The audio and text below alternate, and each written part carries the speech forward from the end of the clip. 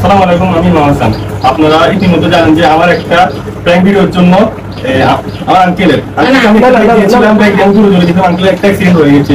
আমার একটি ভুল বলতে একটি ভুলের কারণে আঙ্কেলের অসুস্থ হসপিটাল আঙ্কেলকে নিয়ে গেছিল। তার জন্য আমি আঙ্কেলের কাছে আসছি যেন আমার এই ভুলটার জন্য আঙ্কেল আমাকে ক্ষমা করে দেয়। আমি কখন অ্যাক্সিডেন্ট মানুষ আমি বুঝে করি না জিনিসটা। আমার এই জন্য আঙ্কেলের কাছে আসছি যেন আমার ভুল হয়েছে, আমি এরকম ভুল আমি কখনো করবো না। আপনি আমাকে কষ্ট পাচ্ছেন, আমি আপনার ক্ষমা করে দেন। জিনিসটা করছেন আপনি আমার মতো বলছেন, ক্ষমা করে দেন। আপনি আমার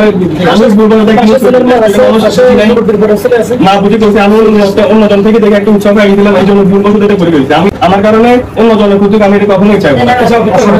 আমি আমার মনে একমাত্র ছেলে বুঝছেন, আমি আমার মনে করতে আমার কারণে কিন্তু আমার মনে বেঁচে আছে, মানে আমার প্রতি বর্ষা হয়ে গেছে। আমি চাই না কোনো মানুষের ক্ষতি হোক। ঠিক আছে, ওই যে ভিডিওটা করছে আমার বাবার, আসলে আমার বাবা ভয় পাইছে। পরের দিনে আমার বাবাকে আমরা হার্ট ফাউন্ডেশনে নিয়ে গেছি, আমি নিয়ে গেছি। পরে আমার বাবার আমরা হাসপাতালে ভর্তি করা নেই, আমার বাবাকে আমরা ডাক্তার দেখাই নিয়ে চলে এসেছি। এখন আমার বাবা অসুস্থ হয়েছে, কিন্তু ও যে ভিডিওটা করছে এটা তো খারাপ, এটা যেন ও আর কখনো না করে। তবে ও ভিডিওটার জন্য আমার বাবা অসুস্থ হয়েছে, এই জন্য আমরা ওরে মাফ করে দিচ্ছি। আমরা সোজা কথা আমরা ওরে মাফ করে দিচ্ছি, শেষ।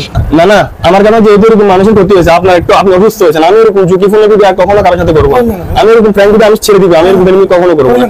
আপনার কাছে ভাইয়ের কাছে আপনাদের পুরো ফ্যামিলির কাছে আমি ক্ষমা প্রার্থী, আমি এরকম ভিডিও কখনো করবো না। আপনারা আমাকে ক্ষমা করে দিয়েছেন সবাই, আপনারা ক্ষমা করে দেন। আমি এরকম আঙ্কেল যেহেতু ক্ষতি হয়েছে, আমি এরকম ভিডিও কখনো করবো না। আপনারা ক্ষমা করে দেন।